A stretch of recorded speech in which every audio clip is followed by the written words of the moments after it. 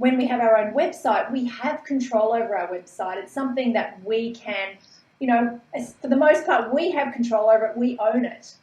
What are the ramifications then if we're starting to hand over control to a third-party business to basically manage our business? What are your thoughts about that?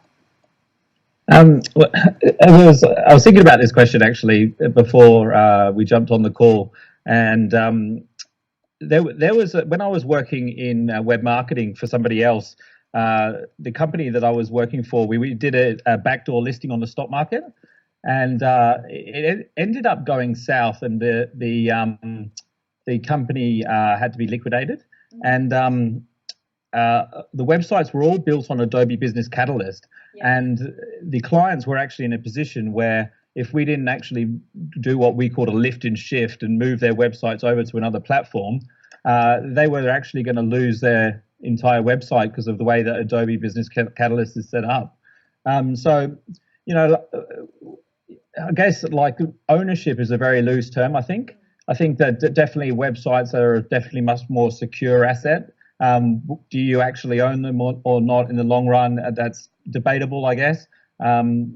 Social media sites also are it's very wishy-washy about the ownership structure. It varies from site to site, and I think we might see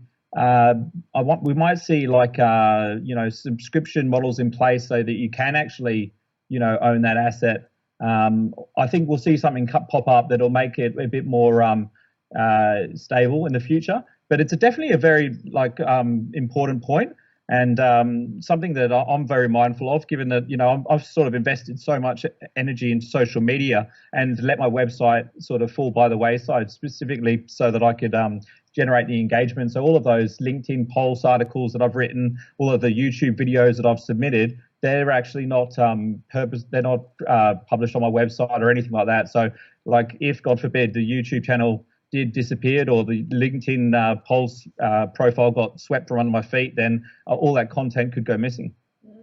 And do you have anything in place to ensure that that is the case? Because I know with me, I guess in the back of my mind, that is something that does play on my mind just because of some of these other examples. So I always have a repository of where I keep all my content. So even when I am publishing to these locations, I do keep all the content that I have. So if God forbid anything did happen, I've still got that content. Have you got any of those things in place, or is that something you recommend, or you're just going for it?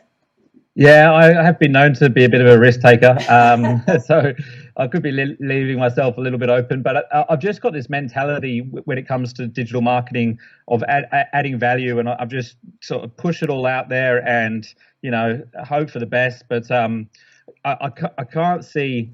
For the way I look at it is, it would be a conflict of interest for the social media platforms to start taking away content from owners and stuff like that. Yeah. It's not something I've given a lot of thought, to be honest, though. It's definitely something that I could be I could be in 2 years' time saying, shit, yeah, didn't think of that. But I guess I've just got the philosophy of adding value, and I think being protective of even with the quality of the content or the amount of content that I give out is something that I've just sort of dismissed early on and decided to let the competitors see what I'm doing, just constantly add value. And I found that philosophy served me quite well, particularly with social media, and it comes back in a number of ways.